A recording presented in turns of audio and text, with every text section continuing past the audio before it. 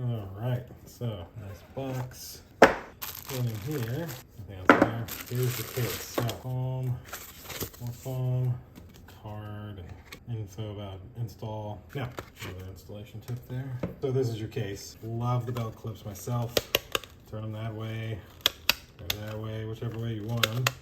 Always been a favorite feature of mine to have these, especially when I was in IT. Then we have our case. So we built this corner. We can take it apart. They all seem to go around this sensitive button here. There's one half, that out, that off. And so now we have our nice screen protector, one of my favorite things about Supcase cases. We'll pop it on an iPhone 16 Pro, and then pop that onto here. And then once you get one side in, the other side kind of just forms over. And you go around, get all your edges and everything. Bada bing. Now you've got your iPhone 16 Pro protected with your Supcase Unicorn Beetle Pro case.